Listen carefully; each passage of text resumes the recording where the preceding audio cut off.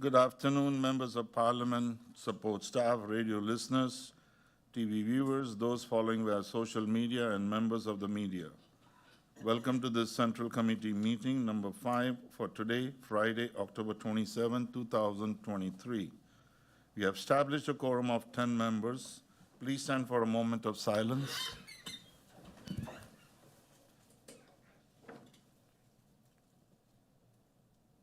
Thank you. I have received notice of absence from the following members: MP Rolando Bryson, MP Chanel Brownbill. Before going over to the notifications, along with my Secretary General, we have prepared for the next meeting week, which is November 6 to 10, some meetings which were asked by MP Sarah and other members of Parliament. Tentatively, the question hour will be on the November 6th, even though we know that he might not be on the island, but we have tried to see if it's possible. On November 6th in the afternoon, we have the NVGB meeting. And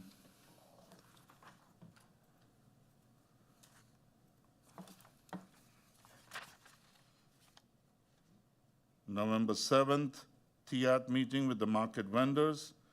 November 7th is the advice from Ombudsman and also the advice from the Integrity Chamber.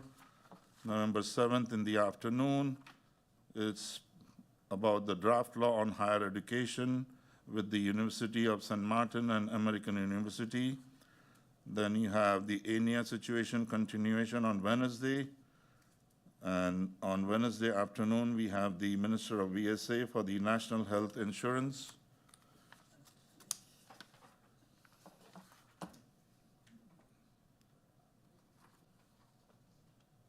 That's it, right? Most of the important ones which were asked.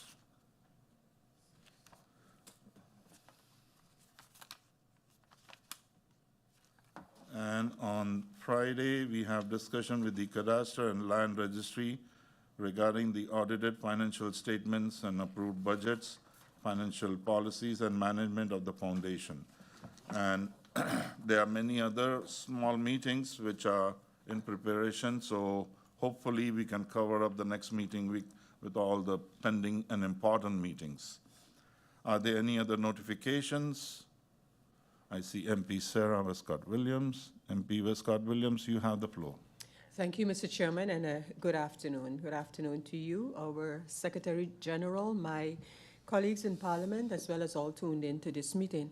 Mr. Chairman, I want to, with respect to your notification or information regarding meetings to be scheduled, I would like to get a further clarification on one that we have spoken about in the past, and that was your communication to persons who were the clients of the carbon project. And I had asked some time ago for you to explain what your intention was about a meeting to be called for that purpose as indicated by your person. And because what I would really like to get to, Mr. Chairman, is it, as you indicated in the meeting when I asked about it, is it that you're going to inform participants to ask for a meeting of the petition committee, or, as you stated, and which was put in the local media, that a meeting will be called on the mitigation of natural risks and sustainable developments in construction, and proceed, the words of the chairperson of Parliament, with or without Minister Duran present. So what I would like to understand, is it going to be a matter of the persons involved asking for a petition committee meeting, or is it going to be that we will continue the discussion on that important report by Acrobatics about the whole situation on St. Martin, and from which we did not, or to which we did not get any answers from the minister, but that matter is still very much pending. And some of the potential natural disasters that are just waiting to happen And months ago, the committee of Vromi asked the minister to address these concerns, and we have not heard an answer.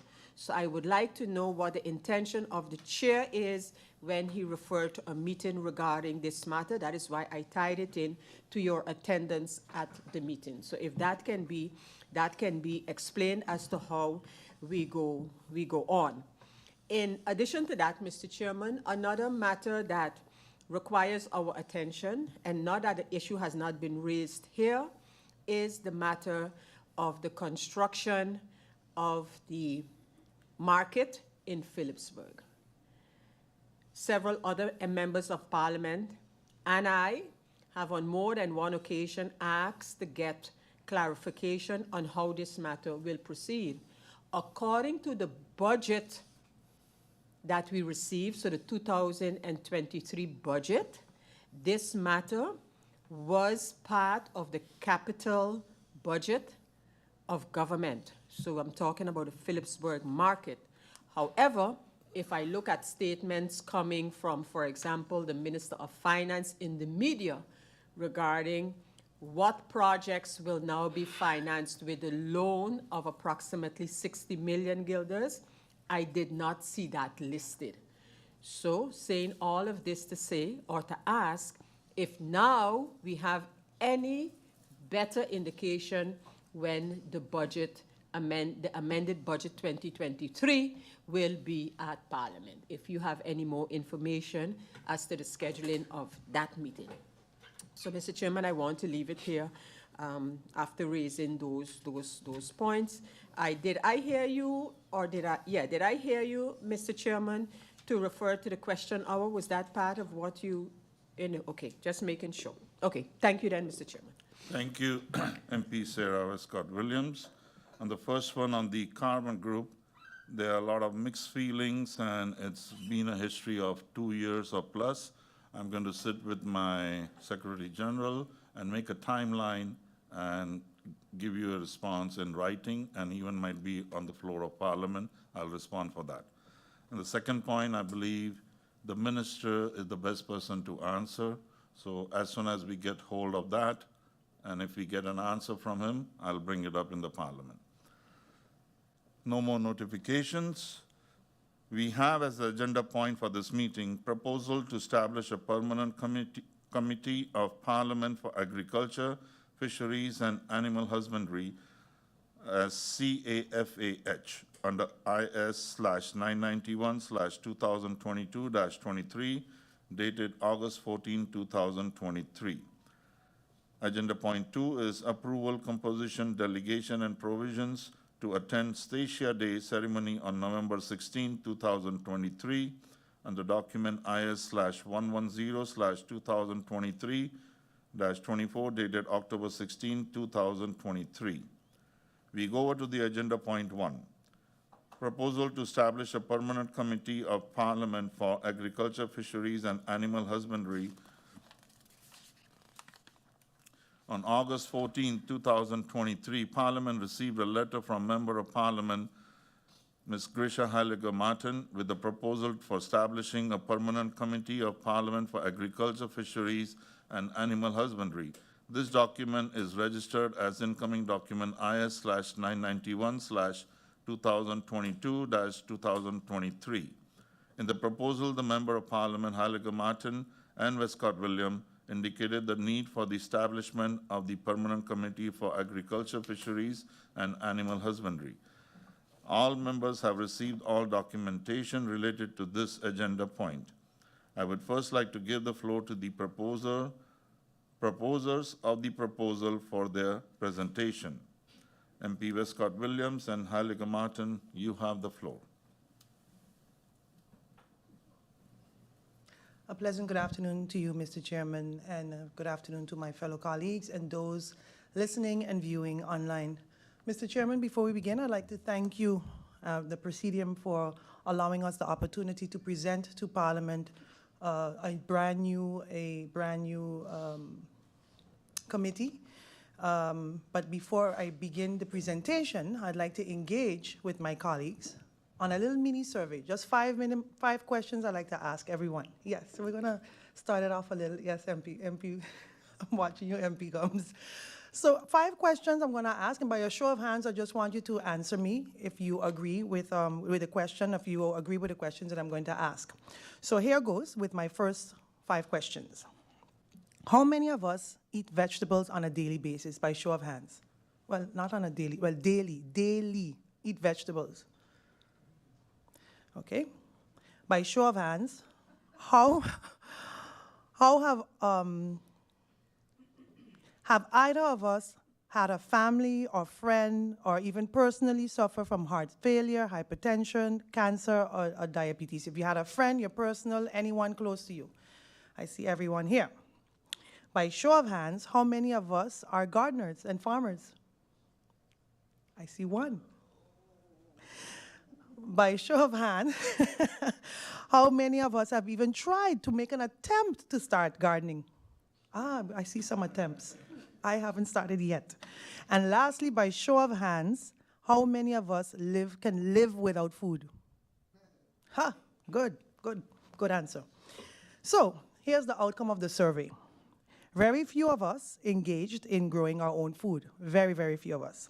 Most of us, if not all of us, have had either a family or friend or ourselves personally suffer from health-related issues.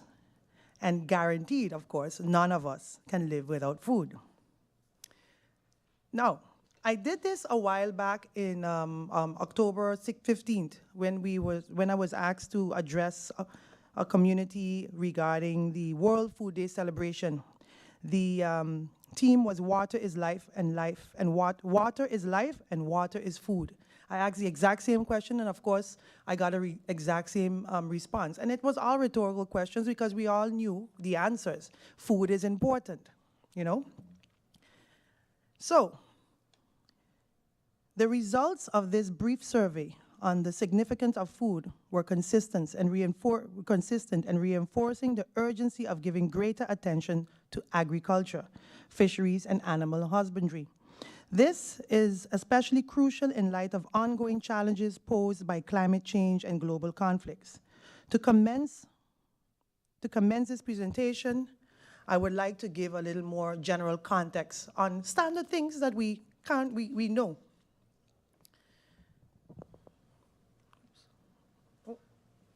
If you can bear with me, my is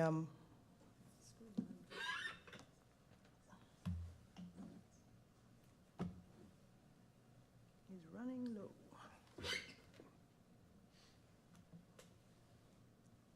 Okay.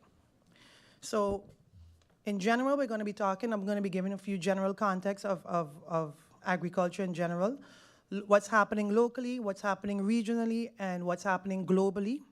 And then MP Westcott will take over and discuss the role and the function of CAFAH, which is the Committee for Agriculture, Fishery, and Animal Husbandry. And then we can open the floor for questions and answers through you, Mr. Chairman. So here goes. Everybody needs to eat. That's what we just established, and that's what we all know. It's essential to recognize that everyone needs to eat. Food is a basic human necessity, and without agriculture, there would be no way to meet this fundamental need, as we just established.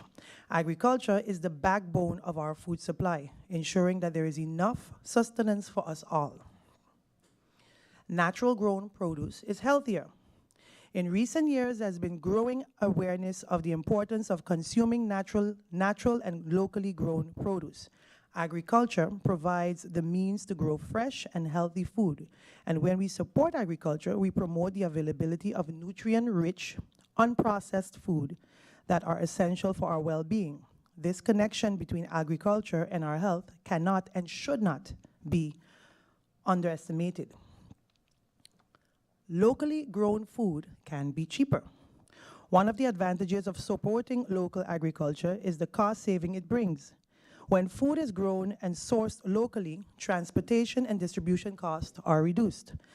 This results in more affordable food for consumers. By buying local, we can save money and strengthen our local economies simultaneously. And lastly, food security is a must. Food security is critical. It's a critical aspect of agriculture. We cannot rely solely on imports or distant sources for our food. In times of crisis, whether natural disasters or global disruptions, a strong and robust agriculture sector provides us with a safety net. Food security ensures that we have access to food we need regardless of external challenges. Now, these are things we all are commonly aware of. Let's look at what's happening locally. Recently, in the governing program of this government, 2020-2024 of March 2021, under paragraph 9.3, strengthen food and nutrition security, the government states the following. The absence of agriculture sector presents one of the riskiest challenges to food and nutrient security. For St. Martin, the absence of this sector is due to several factors, such as a limited land, topography, ownership of land, weak institutions, and absence of a regulatory framework. Nevertheless, this government saw the need, and even before COVID-19, to flag the promoting of agriculture and agribusiness as a necessity to include it in the governing program. Now, in December 2022, the Ministry of TIAT, through the Department of Economic Affairs and Transportation, issued a St. Martin's policy on agriculture, livestock, and fishery. Now, I skimmed through the document a bit, and it's actually my personal belief that the policy, as issued by government, appears to have been treated merely as a basic generic document that does not adequately address the unique situation of St. Martin. To me, it lacks personally specificity and depth required to meet our agricultural sectors and distinctive needs. So St. Martin lags behind in the field of agriculture, in my opinion, and there is a substantial amount of progress required to bring it up to this industry. Now, in talking in detail with Mr. Jocelyn Arundel, and in a quote from him, he says, "It is important that we understand that our ultimate survival depends on the ability to feed ourselves." It sounds simple, but we are not safeguarding this or doing it right by agriculture, especially seeing what's going to be happening globally and regionally. So let's see what our Caribbean partners are saying and what's happening the last year, and actually this year alone. This year, we had, last year, Dr. Carla Barnett, CARIBCOM's Secretary General, highlighted the challenges the region faces with its food import bill, telling the Caribbean Investment Forum that based on the structure of economies across the region, we import more than 60% of the food we eat, and more countries importing more than 80% of the food they eat.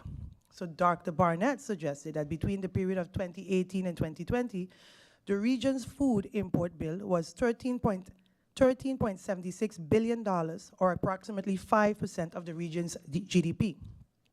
As members of CARIBCOM, they brought the 25 by 25 agenda, where they agreed that across CARIBCOM to invest in the people and that they would adequately be able to participate in reducing food import by 25% by the year 2025. Another development is the OECS meeting on food and nutrition security that took place in June. And then just a few weeks ago, there was the Caribbean Week of Agriculture. Now, our Caribbean partners are taking this serious. They're making this important factor, important thing, important mission for them as well, and we should too. Now, what's happening globally is what sparked my interest into maybe proposing this committee. There's a critical global events that can potentially impact our lives and the way we access food and goods and services. The conflict with Ukraine and Russia, the recent Israel and Gaza, they may seem distant, but the repercussions can touch us here in the Caribbean. Unfortunately, these conflicts can result in a rise of global tension and instability affecting our trade route and pricing. And as these conflicts escalate, they can disrupt the smooth flow of goods and services worldwide, leading to increased import costs for us. And we here in the Caribbean rely heavily on that. Lastly, to my part of the presentation, I want to give you the need for CAFAH, which is, again, the Committee for Agriculture, Fishery, and Animal Husbandry.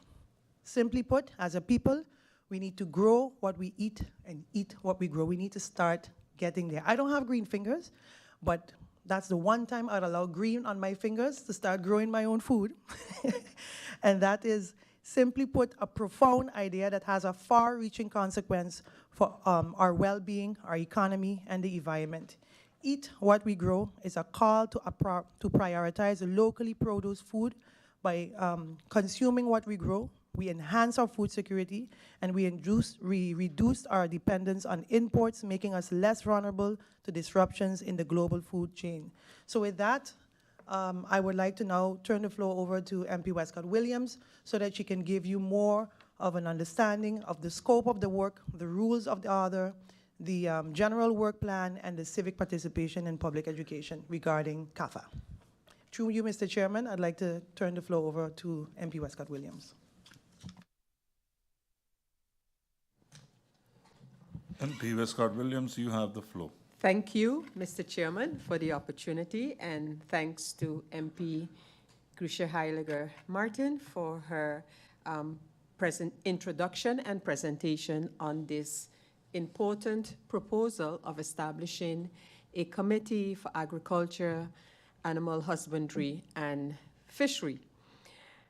Mr. Chairman, the main responsibilities of this, what we would like to become a permanent committee for agriculture, fisheries, and animal husbandry, is the parliamentary oversight, coordination of and reporting on the sustainable development of agriculture, fisheries, and animal husbandry on St. Martin. Mr. Chairman, I want to stand still for just a moment by this part here. So the scope of work that involves what would be expected of Parliament and this committee in particular. My colleague, MP Grisha Heiliger, already referred to the fact that there is an agriculture policy of government, not of 2 years ago, not of 4 years ago, of less than 1 year ago. And a lot of consultations were held to come to that policy. I would suggest to our Secretary General, for the purpose of the Committee for Agriculture, Fishery, and Animal Husbandry, to share that report. It is a public report on agriculture, fisheries, and animal husbandry as commissioned by the government of St. Martin, with statistics and the like. And why do I bring up this report and think it is so important? This committee does not have to reinvent the wheel where collecting information is concerned. We have it there before us. In fact, what we see is that there have been, in December of 2022, there were some short-term measures proposed to be taken in the context of this committee's task, short-term.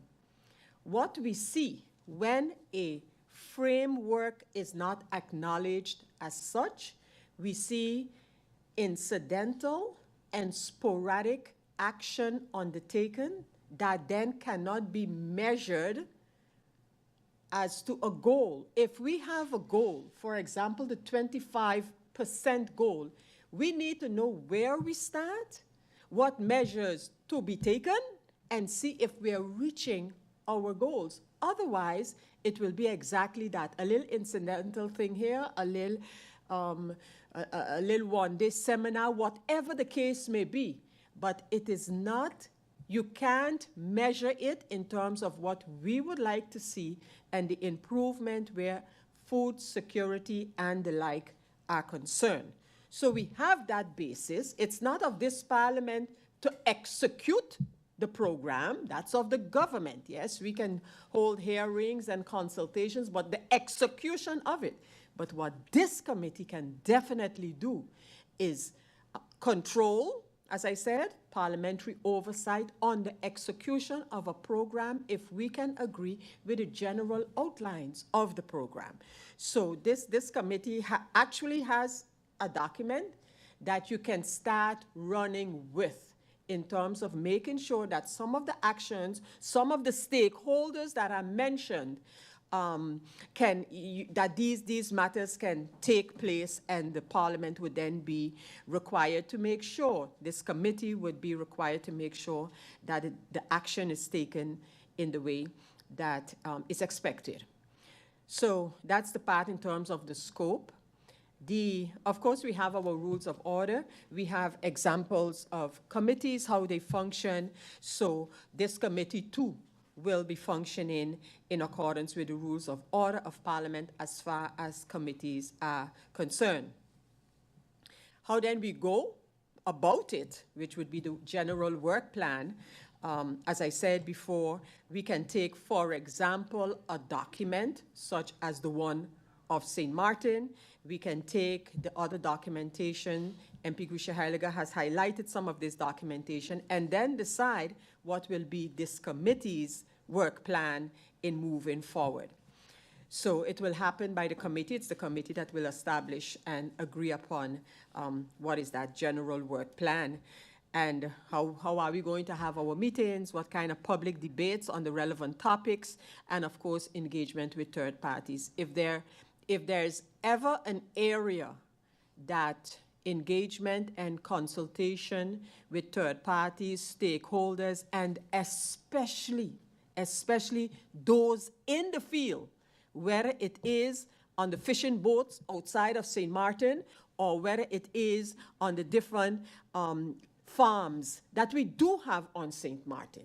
But if there's one area that is important, that we have that rapport with those persons, then we will, it's this area, it's this committee. So engagement with third parties is critical. It is one thing to write a scientific report on something, you know, and give the data, but nothing provides us with the kind of insight, again, from those persons who are in the field. We often talk about promoting small and medium enterprise, which for us, the authors of this proposal, of this presentation, are also very much in favor of. We believe it's the backbone of our economy.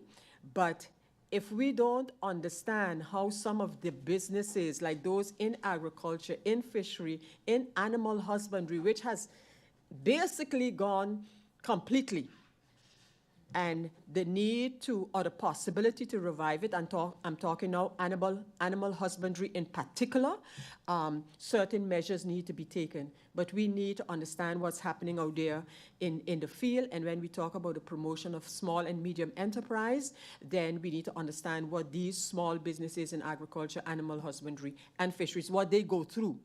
So it's important, that kind of engagement, we cannot stress it enough. And then, as with everything, so many things, and this one is no exception, participation of the public at large. And the only way that we can get that full-blown participation, so to speak, is through education. Again, a lot happens by private institutions, you know, not only the farmers whose livelihood farming is, but also generally the MP Grisha asks of our colleagues who, you know, who's involved with growing and backyard gardening and kitchen herbs, planting kitchen herbs, even if it's just to grab for your own pots, etc.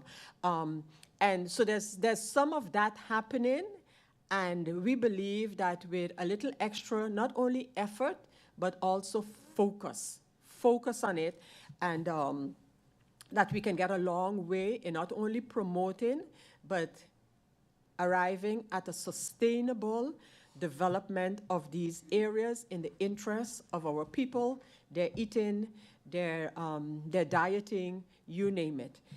We have seen where, I want to go back to, you know, sporadic and incidental decisions. Notwithstanding that policy of the government to which I refer, we have heard by ministers of government, well, if we don't have enough land on St. Martin, maybe we can rent land in another country. And that's one part. You saw where for a short period of time, affordable produce was imported for the people of St. Martin. We have, which is a tradition of produce coming from other Caribbean islands.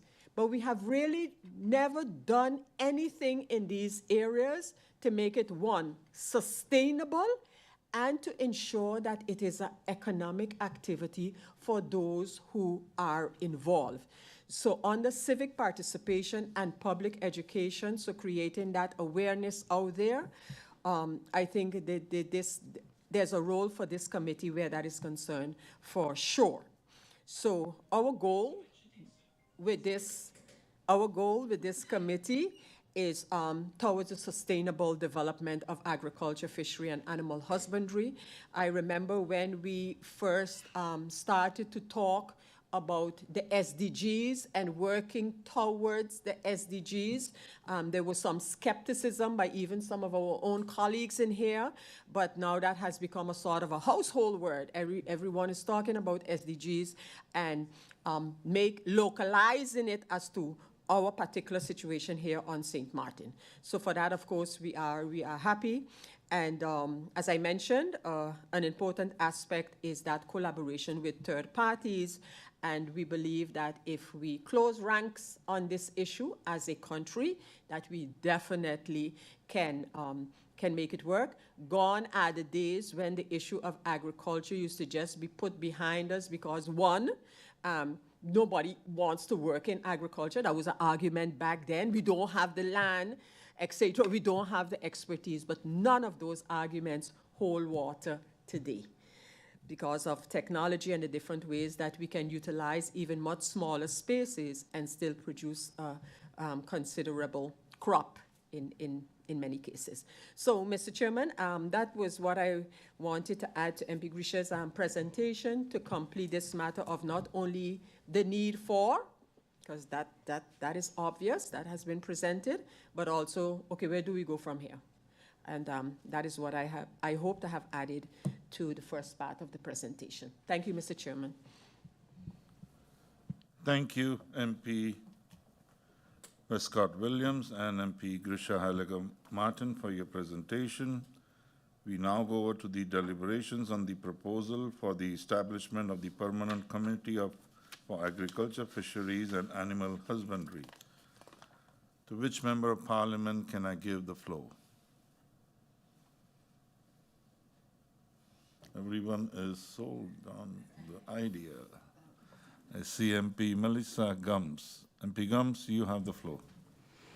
Thank you, Mr. Chairman, and good afternoon to you, my colleagues who are here, and to our presenters today. I just wanted to kind of voice my support for the establishment of this committee. I think MP Westcott is right in the sense that I myself have seen over, especially the last decade or so, that we talk about agriculture, but there is no real push towards unifying, first of all, the farmers on the island, and it's kind of is trying to establish sort of the system that is working very well on the French side, which is collectively, so a collective basically to move forward and to bring agriculture to its next stages.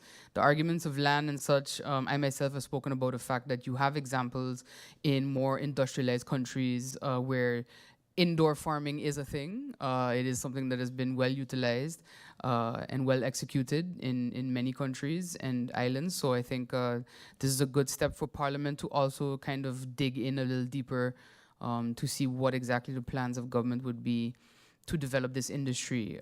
And definitely on the husbandry side and the fisheries side, you know, the fact that we share waters with other islands, and there are things to consider when it comes to fishing with regards to that.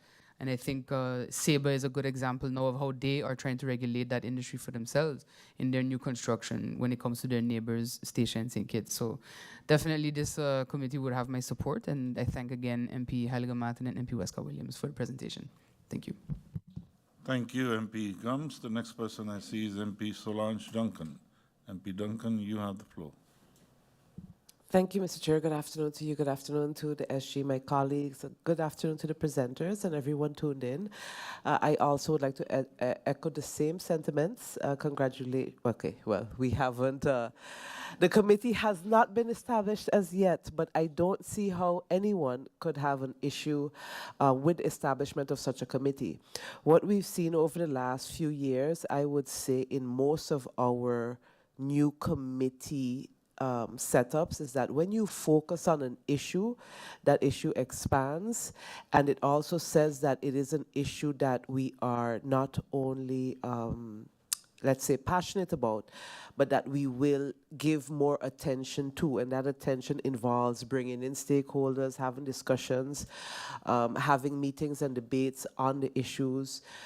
So I look forward to focusing on the work of this committee once established, because indeed we are in a place in our history where food has never been so important, and we see so much disease right now. It's incredible how much young people are being affected by disease. I was actually listening to a podcast the other day where the gentleman was talking about ultra-processed food, and he said, do you ever wonder why children are shorter now than they used to be? And everything is the food. Everything is our food. Everything.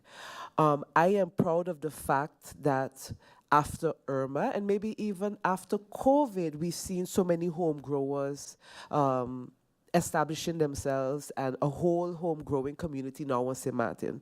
So everyone I would hope, has at least one fruit tree in their yard. But what we need to do as a country is give focus to this topic and say, listen, we are all going to play our parts in ensuring that not only is agriculture focused on, but that we also focus on the quality of food, because our people need to eat healthier, need to just be healthier, and that focus has to be on food, especially as a preventative measure. So I am fully in support of this committee, and I look forward to the committee's work. Thank you, Mr. Chairman. Thank you, MP Duncan. The next person is MP George Pantoflet. MP George, you have the floor. Thank you, Mr. Chairman. Good afternoon to the chair, my colleagues in Parliament, of course, our griffier, those that are viewing, and those that are listening. Mr. Chairman, definitely, first of all, let me thank the presenters for the information that they gave to us. It is not only, I think it's more than a decade or so that discussions in an ad hoc manner started when it comes to the issue of agriculture and fisheries. So, Chairman, I think the most important thing we have to keep in mind is that, and it's been said by the presenters also, is the issue of our health. A lot of the produce that we're eating today, produce or processed foods and so on, if you have things that are locally grown, homegrown, you have a better control as to what it is that you're eating. And I can remember very well, Mr. Chairman, that about 15 or so years ago, one of the things I had mentioned during the Island Council was the issue of persons who had land that probably were able to do farming, but they don't have the finances in order to do so.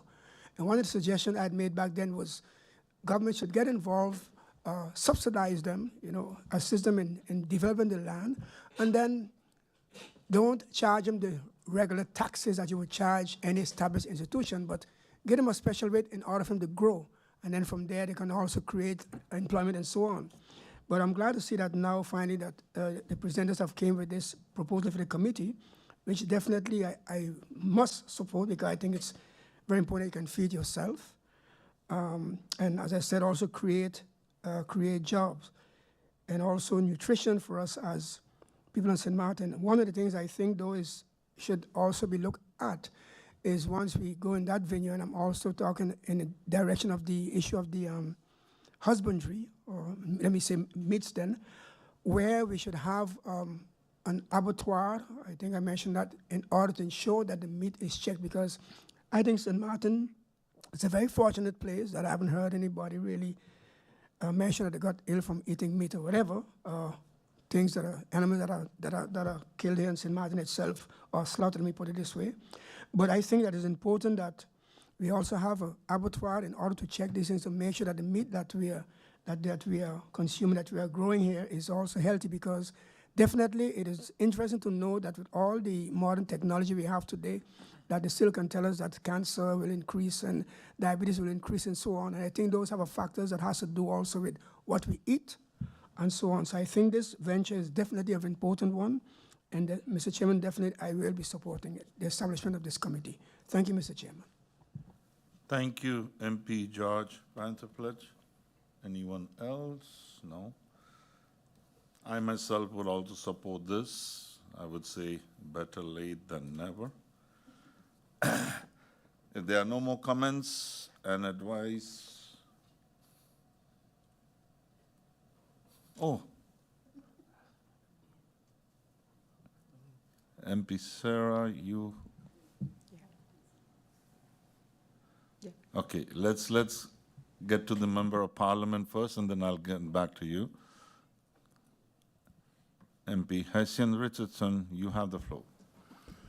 Thank you, Mr. Chairman. I realize you definitely can present my name properly now, Mr. Chairman. I remember in the past you used to say many different things. That doesn't sound like Hyacinth. So you have been improving in your position, Mr. Chairman.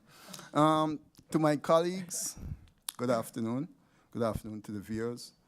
Today is a good day for agriculture, a step in the right direction. However, there's a lot of work to be done. There's a lot of work have to be done. I want to thank the presenters. We have to sit, though, and fine-tune whatever the presenters would like to see be done for agriculture. However, I have been doing agriculture from the age of maybe 8 years with my dad. You know, we grew up in the St. Peter's area from a kid. We raised livestock. I can remember people coming from abroad here to buy livestock from the farmers in St. Martin, both Dutch and French side. I can tell you even of the boat, who was the captain of the boat, one of the former MPs in here, father was a captain. He used to take those boats, those animals to Martinique and Guadeloupe, you know?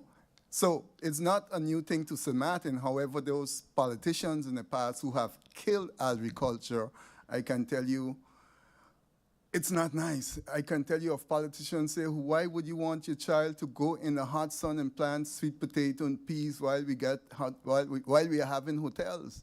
This was the start of killing agriculture in St. Martin. It's unfortunate. We realize now that we need it. I can remember of the days, it was only myself, then George Pantherpledge started talking also about agriculture. Today, I can say the Parliament is maybe 100% behind agriculture. And we hope the government will understand that and move forward with agriculture also.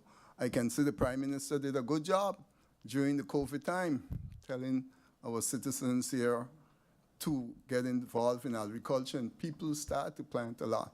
But saying it is one thing, putting the money aside there is the next. And I can remember asking for 2.2 million to be on the budget some time back, to be on the budget for agriculture.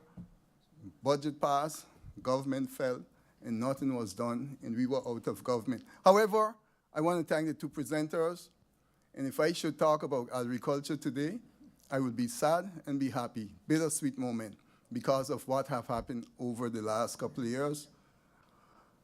I will leave it there for now. I just want to say it's a good step in the right direction. Thank you, Mr. Chairman.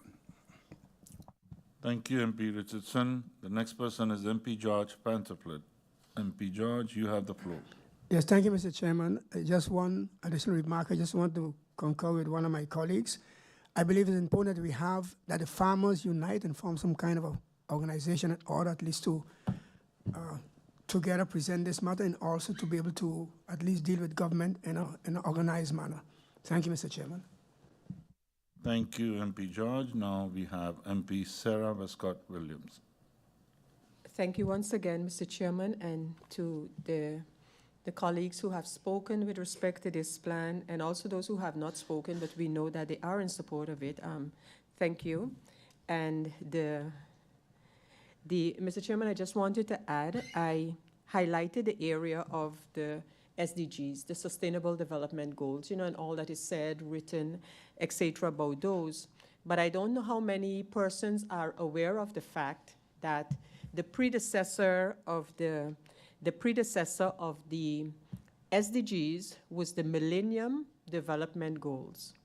And following the Millennium Development Goals with the UNDP for St. Martin, accelerated framework, a Millennium Accelerated Framework was created in which the government of St. Martin had to select 2 programs as a matter of priority to pursue in the context of sustainability. The two programs or areas that were selected was 1, poverty alleviation and the environment. Again, plans were written for these 2 areas to be pursued because they were considered urgent for us to address as we seek a more sustainable future for the country. So, and that too is there, and in which agriculture is mentioned as a way to combat poverty, So if we subscribed to the first SDG goal in terms of poverty alleviation, then this particular committee and the work of the committee is also in the direction of that SDG. Mr. Chairman, the report that I spoke of earlier, the policy on agriculture, fishery and animal husbandry, and the also has a budget with it. And we now are going to have to look seriously at that. Not that the budget might not have to be tweaked, but there is a considerable amount mentioned if we want to start to pursue the actions as in the agriculture policy. And of course, it's stated what it's for. The budget is outlined and detailed. So that is definitely part of this December 2022 report. And in that budget, in that report, one of the threats to agriculture and the like is actually the invasive animal species on St. Martin. And Mr. Chairman, you would recall 2 years ago, sort of out of the blue because the program was not yet in place, I made a proposal for a budget amendment to deal with the monkey situation on St. Martin. And Nature Foundation started with a project. I don't know how that eventually panned out, but what we do know is that a foreign group, not completely aware of the reality on St. Martin, started a Save the St. Martin monkey. And we have seen where that group actually condemned our local organizations for the way that they were going about alleviating the monkey issue. And just recently, again, that same group came out and criticized the government for not responding to them and the way that they want to go about it. So when you are not ahead of something, this is what you see happening. And we all kind of sat back like, okay, who's saving the sin? Who is feeling the heat? That's what we were looking at. Because we in the kitchen here feel the heat when you're trying to plant something or whatever the case may be. So I just wanted to put that in the context because it is mentioned. The invasive species and the threat that they pose for, amongst others, agriculture is mentioned in that policy. And thirdly, Mr. Chairman, we are proponents, not for this parliamentary term, of course, we are not going to pretend that that should be part of the committee, but we are definitely proponents of putting the highlight on agriculture, animal fishery, animal husbandry and fishery, in terms of creating a post, a ministerial post, whether it's a state secretary post, which we can do, it requires some changes, etc., but we can do it, and with a focus on this area. But that is something for us, as far as we are concerned, for the next parliamentary and government term. But it's important because when we were country, imagine, we had a specific department in the Ministry of TIAT. It was in a Ministry of TIAT then, but we had what was called a LVV, which stands for the Dutch acronym for Agriculture, Animal Husbandry, and Fisheries. But now it is just a little part somewhere hidden, and we have maybe 1 or 2 persons that's supposed to be in charge. So we feel it should get prominence also on a higher level. So in the Council of Ministers, whether we're going to create the position of State Secretary, something that we're still discussing, but definitely it needs to be elevated. And then I also wanted to just briefly touch on the health aspect of locally grown food and the medicinal aspect of that as well. So I just wanted to add those to what was already said and presented, and I thank you. Thank you, MP Sarah Westcott-Williams. I believe most of the MPs just had comments and best wishes. Nobody had any questions. So if there are no more comments, an advice will be drafted and sent to the public meeting for further handling and ratification. We now go to the agenda point 2. On October 16, 2023, Parliament received an invitation from the Government of St. Statia for members of Parliament to attend this year's Statia Day ceremony on Thursday, November 16, 2023. This document is registered as incoming document IS/110/2023-2024. The proposal is to approve this work visit in order for a maximum of 4 members of Parliament as agreed to attend this event on behalf of the Parliament, 1 member per faction. The proposal is for the following delegation to attend the work visit: MP Christopher Emmanuel, MP Solange Duncan, MP Angelique Rumu, and MP Grisha Halliger Martin, and the Secretary General of Parliament. The proposal is furthermore to approve the travel arrangements for this delegation. The delegation will travel on November 16th, 2023. This is, however, dependent on flight availability. To which member of Parliament I give the floor? Anyone to speak up? No? Thank you, members of Parliament. If there are no further comments, the proposal is approved. Ladies and gentlemen, we have come to the end of this meeting. I thank you all for your participation, and I hereby close this meeting.